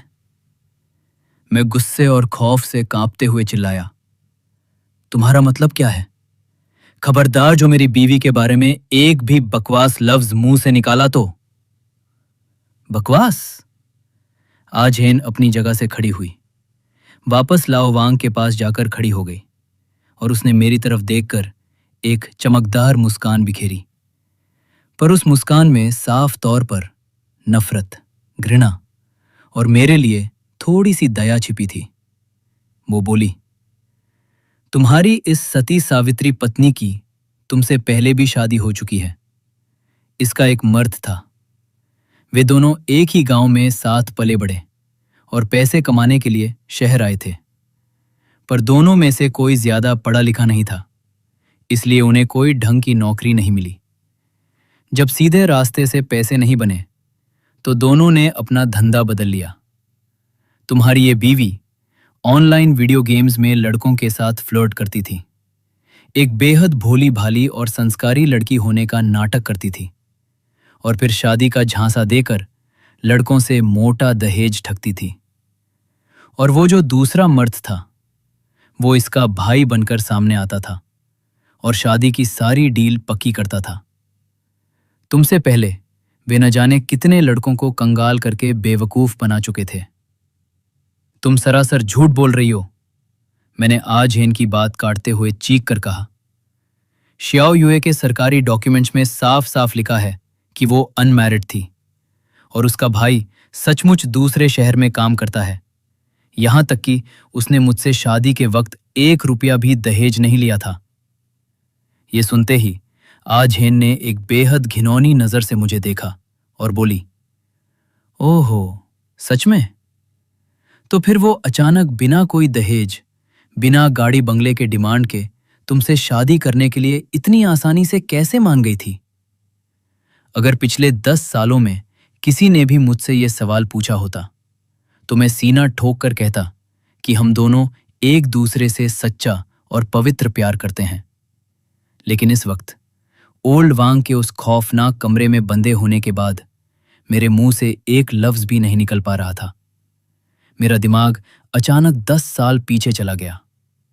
शियाओ युए ने पहले मुझसे अपने भाई को 1,88,000 युआन दहेज देने की जिद की थी, लेकिन जैसे ही मैंने ब्रेकअप किया तो ठीक 1 हफ्ते के अंदर उसने अपना पूरा स्टैंड बदल लिया और बिना कुछ मांगे मुझसे शादी करने के लिए मिन्नतें करने लगी। हमने कभी उसके गांव जाकर धूमधाम से शादी नहीं की और पिछले 10 सालों में हम उसके मायके मुश्किल से ही कभी गए थे। जहां तक उसके उस भाई का सवाल था जो दूसरे शहर में काम करता था, मैं आज तक अपनी पूरी जिंदगी में उससे एक बार भी नहीं मिला था। शियाओ युए हमेशा यही कहती थी कि मुझसे शादी के बाद अब मेरा परिवार ही उसका सब कुछ है, और हर न्यू ईयर पर वो मेरे मम्मी पापा के घर जाने की ही जिद करती थी।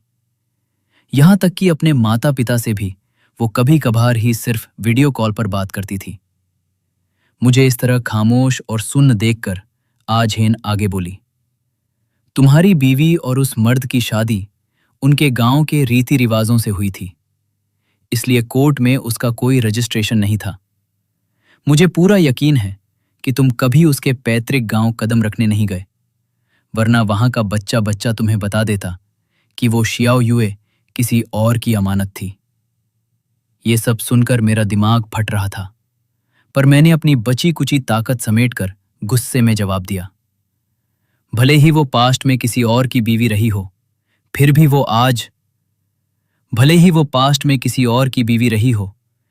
वो आज मेरी बात पूरी होने से पहले ही आज हेन का चेहरा अचानक गुस्से से तमतमा गया। उसकी आंखों में गहरी नफरत और दुश्मनी उतर आई। वो मुझे बीच में ही काटते हुए अपनी भयानक ठंडी हंसी हंसी और बोली, बड़ा वफादार पति बनता है रे तू।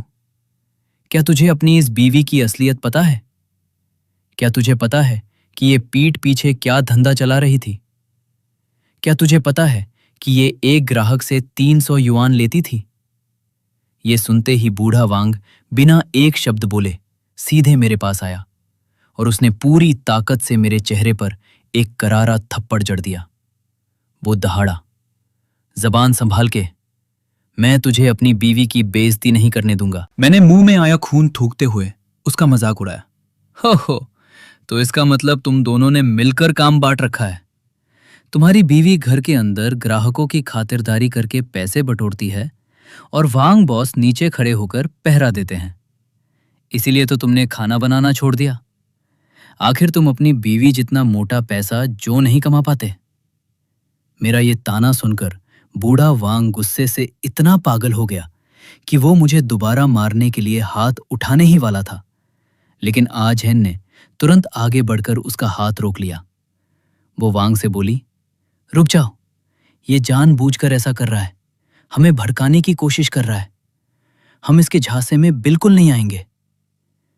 मैं फिर भी जहरीली हंसी हंसता रहा। बॉस वांग, तुम्हें अंदाजा भी नहीं है कि तुम्हारी बीवी ने इस गंदे धंधे से कितना पैसा कमाया है ना?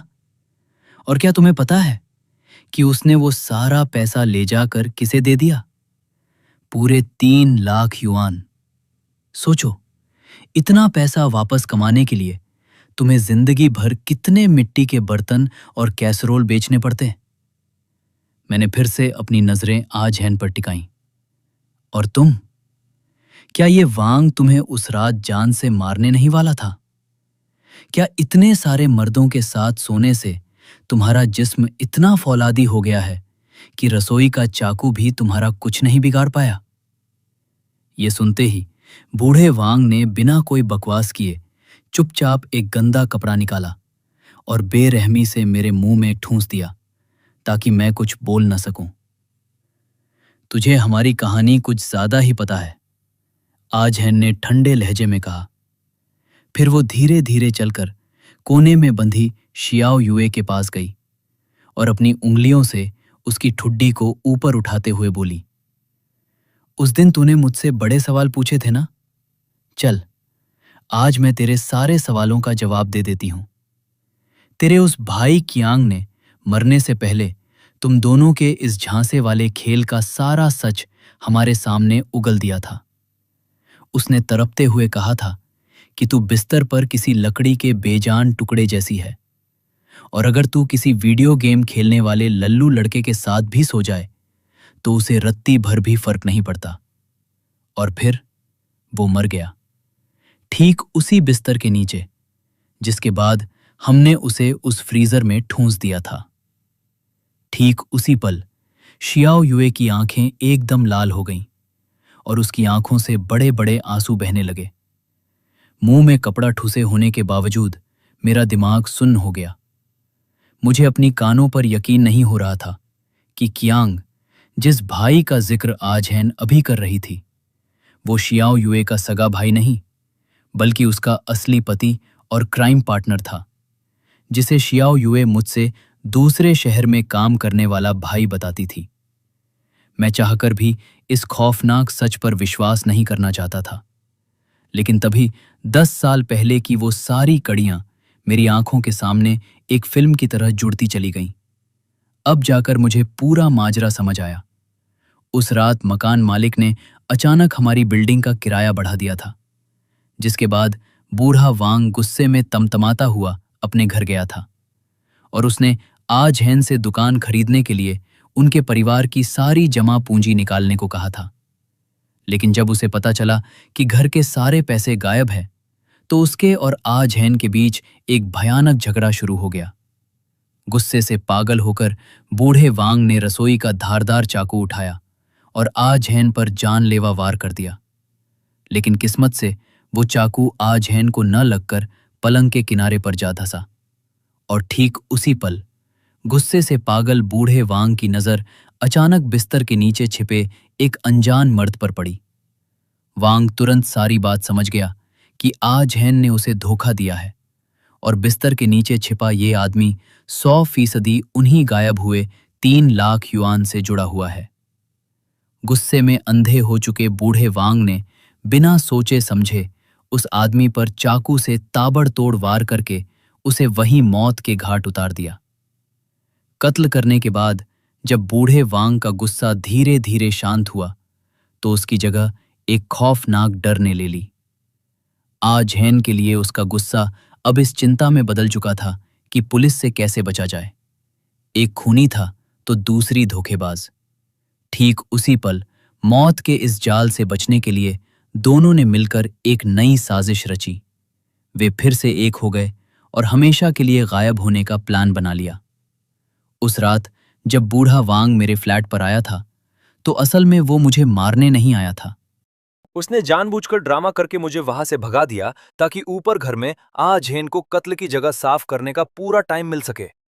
आजहैन ने फुर्ती से सारा खून साफ किया, आकियांग के सारे कपड़े उतारे और उसकी नंगी लाश को उस फ्रीजर में ठूंस दिया। इसके बाद पुलिस की आंखों में धूल झोंकने के लिए उसने एक मर्द के कपड़े पहने और चुपचाप उस बिल्डिंग से निकल गई। अगले दिन जैसे ही मूवर्स एंड पैकर्स कंपनी ने बूढ़े वांग का सारा सामान और फ्रीजर ट्रक में लादा, ये दोनों शहर से दूर सफलतापूर्वक दोबारा मिल गए। उधर जब आकियांग अचानक हमेशा के लिए गायब हो गया, तो शियाओ युए बुरी तरह घबरा गई और उसने अचानक अपना पूरा प्लान बदलकर मेरे साथ रहने की जिद पकड़ ली। वो अच्छे से जानती थी कि लड़कों को ठगना ही बड़ा जुर्म है और अगर पुलिस को भनक लगी तो कानूनी पचड़ों से बचाने के लिए केवल मैं ही उसके काम आ सकता था। मेरी सीधी सादी बीवी बन जाना ही उसके पास खुद को सुरक्षित रखने का इकलौता रास्ता था। सब कुछ इतनी सफाई से हुआ कि मैं बेवकूफ उसकी मोहब्बत के झांसे में आ गया। पूरे 10 साल बीत चुके हैं, हमारी शादी हो चुकी है, हमारे 2 प्यारे बच्चे हैं और अनगिनत हसीन यादें हैं। लेकिन इस सब के बावजूद शियाओ युए के दिल से उस आकियांग की याद कभी पूरी तरह मिटी ही नहीं थी। ये पूरा सच जानकर मेरा दिमाग फट पड़ा। मैंने पागलों की तरह अपना सिर हिलाया और मुंह में कपड़ा ठूसे होने के बावजूद एक दबी हुई भयानक दहाड़ मारते हुए आजहैन को घूरने लगा। मेरी हालत देखकर आजहैन आगे बढ़ी और उसने मेरे मुंह से वो गंदा कपड़ा खींचकर निकाल दिया। मैंने एक बेहद कड़वी और दर्द भरी मुस्कान के साथ शियाओ युए की तरफ देखा और पूछा, तो तुमने मुझसे शादी सिर्फ इसलिए की थी क्योंकि तुम्हारा वो आकियांग अचानक गायब हो गया था? शियाओ युए ने अपनी रोती हुई नम आंखों से मेरी तरफ देखा और बस इतना ही बोल पाई, मुझे माफ कर दो, मेरा दिल सचमुच फट रहा है। मैंने उसकी आंखों में आंखें डालकर आगे कहा, उस रात रेस्टोरेंट में डिनर के वक्त तुमने ही जानबूझकर हमारे बेटे को रुलाया था ना, ताकि तुम बच्चों की थकान का बहाना बनाकर आज हेन को अकेले में अपने साथ गेस्ट हाउस ले जा सको और उससे आ कियांग का सच पूछ सको। श्याओ युए ने रोते हुए चुपचाप अपना सिर हां में हिला दिया।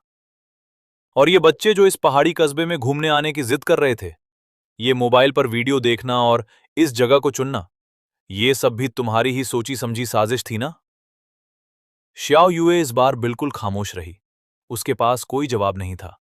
मैंने अपने दांत भींचते हुए चीख कर कहा, कमबख्त औरत, तुम्हारी इस घटिया जिद ने आज हमारे दोनों बेटों को मौत के मुंह में धकेल दिया। मेरी ये बात सुनते ही श्याओ युए पागलों की तरह फूट फूट कर रोने लगी और बिलखते हुए बोली, मैं तो बस ये जानना चाहती थी कि आ कियांग कहाँ है। मुझे अंदाजा था कि वो शायद मारा जा चुका है। मुझे ये भी पता चल गया था कि ये दोनों वही कातिल है, लेकिन मुझे क्या मालूम था कि आज हेन मुझे और मेरे पास्ट को इस तरह पहचानती होगी।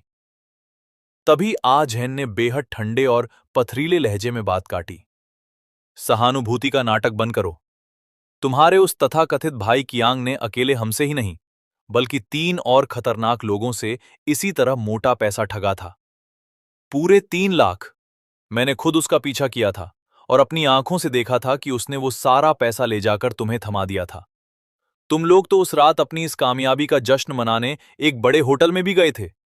मैंने सपने में भी नहीं सोचा था कि वो कियांग इतना लालची निकलेगा, जो बार बार मुझे ब्लैकमेल करके मुझसे और पैसे ऐंठता रहेगा। वो साला मरने के ही लायक था। अगर उस रात बूढ़ा वांग उसे चाकू से नहीं मारता, तो मैं खुद उसे चूहों का जहर देकर ठिकाने लगा देती। खैर, अब बहुत देर हो रही है। तभी बूढ़े वांग ने आज हेन की बात बीच में ही काटते हुए कहा, चलो, अब तुम्हारे इस 4 लोगों के सुखी परिवार को हमेशा के लिए विदा करने का वक्त आ गया है। मौत को अपने इतने करीब देखकर मैं पूरी तरह घबरा गया। मैं रस्सियों समेत तड़पता हुआ तुरंत बूढ़े वांग के पैरों में गिर गया और गिड़गिड़ाते हुए अपने दोनों मासूम बच्चों की जान बख्शने की भीख मांगने लगा। मैंने रोते हुए कहा, वांग भाई, मैं खुद मर जाऊंगा। मैं अपनी जान खुद ले लूंगा। तुम्हारे हाथ कभी गंदे नहीं होने दूंगा, पर प्लीज मेरे बच्चों को छोड़ दो। बूढ़े वांग ने एक ठंडी सांस ली और आज हेन की तरफ देखा। मेरी किस्मत में कभी बेटों का सुख नहीं रहा, इसलिए मैं तुम पर तरस नहीं खा सकता। मैं पहले जाकर इन दोनों बच्चों को उस पहाड़ी चट्टान से नीचे फेंक देता हूं, फिर वापस आकर इन दोनों मियां बीवी से निपटूंगा। तुम यहीं रुको और इन पर नजर रखो। इतना कहकर बूढ़ा वांग कमरे का दरवाजा बंद करके बाहर चला गया। आज हेन ने वहीं खड़े खड़े एक सिगरेट जलाई और धुएं का कश खींचते हुए बोली, अब फालतू में चिल्लाकर अपना गला मत फाड़ो। यहां तुम्हारी चीख पुकार सुनने वाला कोई नहीं है। यहां से उस पहाड़ी खाई तक जाने में कम से कम आधा घंटा पैदल चलना पड़ता है। अभी से सारा रोना धोना बंद करो, वरना बाद में जब सच में मौत सामने आएगी, तब रोने के लिए भी आंसू नहीं बचेंगे। उसकी बात सुनकर खौफ के मारे मेरा चेहरा एकदम सफेद पड़ गया। मैंने अपनी पूरी दिमागी ताकत बटोरी और आज हेन की आंखों में आंखें डालकर पूछा, एक बात बताओ, क्या बूढ़ा वांग आज भी तुमसे वैसे ही प्यार करता है जैसे पहले करता था? मेरा ये अजीब सवाल सुनते ही आज हेन अंदर से बुरी तरह चौंक गई। मैंने बात जारी रखते हुए कहा, क्या तुम्हें डर नहीं लगता कि वो किसी भी दिन तुम्हें फिर से जान से मार डालेगा? इस सुनसान पहाड़ पर तुम्हारे मरने के बाद दुनिया में किसी को कानो कान खबर नहीं होगी कि उसने तुम्हें गायब कर दिया। आज उसके पास जितना पैसा और रुतबा है, उसके लिए किसी 18 साल की जवान लड़की से शादी करना कोई बड़ी बात नहीं है। वैसे भी उसे सिर्फ इतना पता है कि तुम्हारा उस आकियांग के साथ अफेयर था, लेकिन क्या उसे ये पता है कि तुम उसकी पीठ पीछे घर पर क्या क्या गुल खिलाती थी? वो ये नहीं जानता कि आकियांग के अलावा भी तुम न जाने कितने मर्दों के साथ सो चुकी हो। उस वक्त तो तुम जवान थी, इसलिए उसने आकियांग को मारकर तुम्हें माफ कर दिया। लेकिन अब तुम 40 साल की होने आई हो, तुम्हारी जवानी ढल चुकी है। क्या तुम्हें सच में लगता है कि वो आज भी तुम्हारे जैसी औरत को पसंद करता है? और जिस दिन उसका मन तुमसे भर गया, क्या वो तुम्हें जिंदा छोड़ेगा? मैंने एक गहरी सांस ली और पासा पलटते हुए कहा, सच कहूं तो जब से मैंने तुम दोनों को इस कस्बे में देखा है, मैं अलर्ट हो गया था। मैंने 10 साल पहले की वो सारी कहानी और पिछले कुछ दिनों में जो कुछ भी यहां महसूस किया, वो सब इंटरनेट पर एक ब्लॉग में लिख दिया है और मैंने उसे ऑटो पोस्ट पर सेट कर रखा है। अगर मैं और मेरा परिवार यहां से सही सलामत वापस नहीं लौटे तो मेरे मरते ही वो सारी सच्चाई इंटरनेट पर वायरल हो जाएगी। उसके बाद न तो तुम बचोगी और न ही तुम्हारा ये बूढ़ा वांग। तुम इतने सालों से इस पहाड़ी कस्बे में छिपकर रह रही हो, सिर्फ जिंदा रहने के लिए ना। उस मर्द के तलवे चाट रही हो जिसने एक बार तुम्हारी गर्दन पर चाकू रख दिया था। आह झेन, अब तुम्हारे पास कोई रास्ता नहीं बचा है। तुम बूढ़े वांग के टुकड़ों पर पलने वाले एक खोखले जिस्म के सिवा कुछ नहीं हो। अगर तुम्हें खुद को उसकी कैद से और मौत से बचाना है तो तुम्हारे जीने का बस एक ही रास्ता है। चुप करो, एकदम बकवास बंद करो अपनी। आज हेन पागलों की तरह चिल्ला उठी, लेकिन उसकी उस कांपती हुई आवाज को सुनकर मेरे डूबते हुए दिल में अचानक उम्मीद की एक आखिरी किरण जाग उठी। मेरे इन सवालों की बौछार ने आखिरकार आज हेन के दिमाग को पूरी तरह हिलाकर रख दिया। मैंने मौका देखकर तुरंत बाजी पलटी।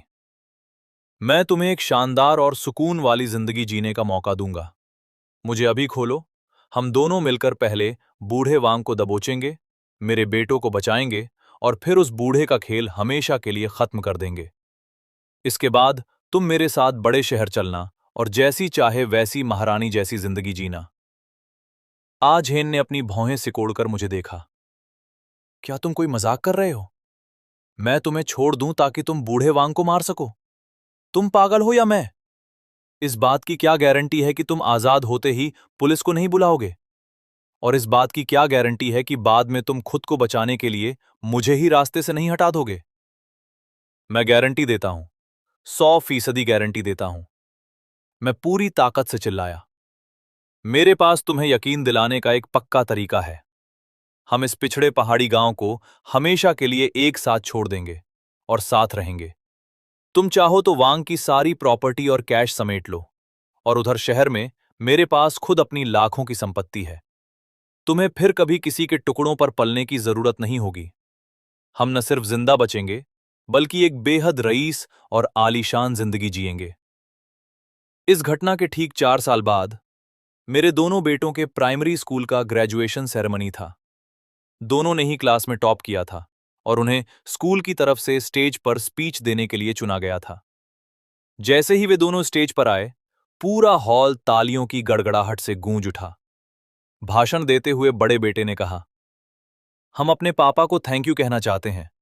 उनकी फौलादी बाहें ही हमारा सबसे बड़ा सहारा है। तभी छोटे बेटे ने माइक संभाला और आगे बोला, और हम अपनी मम्मा को थैंक यू कहते हैं। उनकी प्यारी सी मुस्कान ही हमारी सबसे महफूज और खूबसूरत जगह है। वहां मौजूद बाकी बच्चों के पेरेंट्स बड़े चाव और ईर्ष्या भरी नजरों से हमारी तरफ देखने लगे। सेरेमनी के बीच में ही मेरे दोनों बेटे स्टेज से उतरकर एक एक करके दौड़ते हुए मेरी तरफ आए और सीधे मेरी बाहों में कूद गए। मैंने मुस्कुराते हुए उनसे पूछा, तो क्या आज हमारा वो वादा पूरा होने जा रहा है?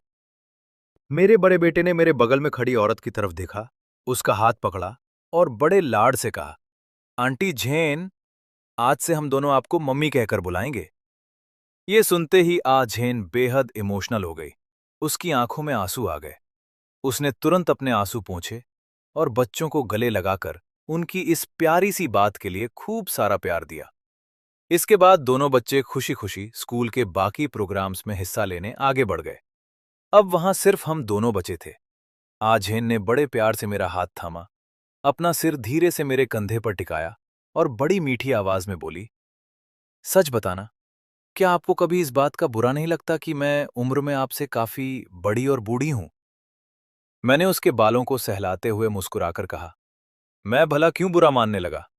पूरे 10 साल पहले जब मैंने तुम्हें पहली बार दीवार के उस छोटे से छेद से देखा था, मैं उसी पल तुम पर पूरी तरह लट्टू हो गया था।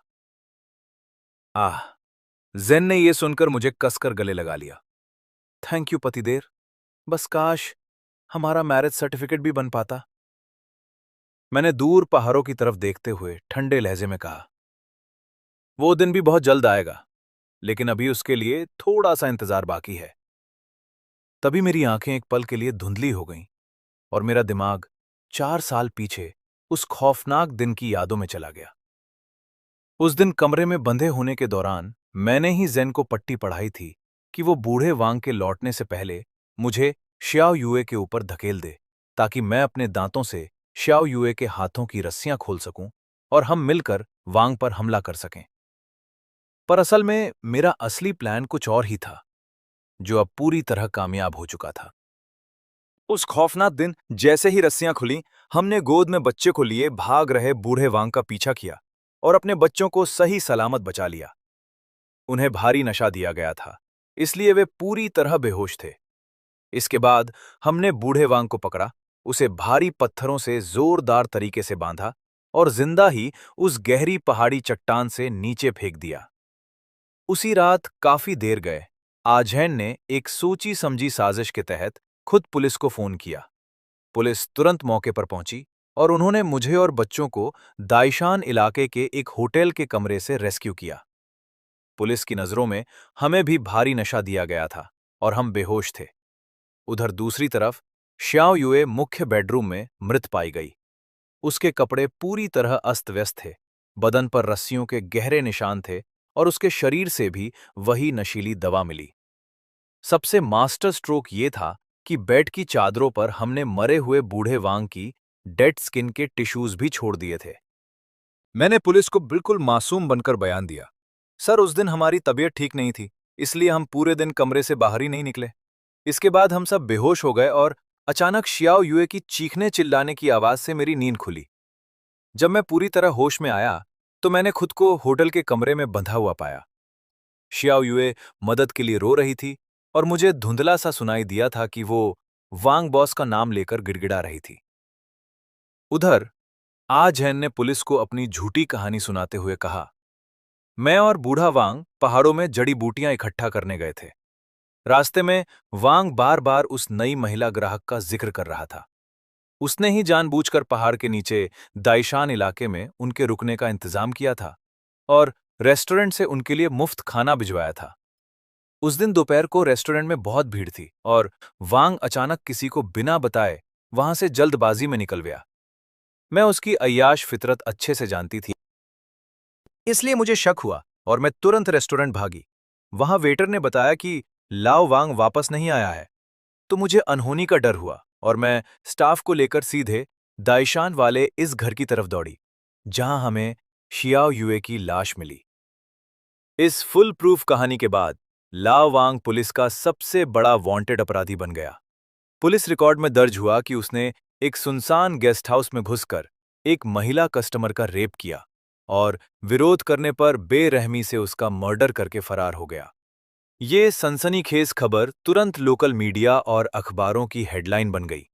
नतीजतन ओल्ड वांग का वो चलता हुआ द वान काई रेस्टोरेंट हमेशा के लिए वीरान हो गया और पहाड़ों में बना उनका वो खूबसूरत गेस्ट हाउस भी पूरी तरह खाली पड़ गया।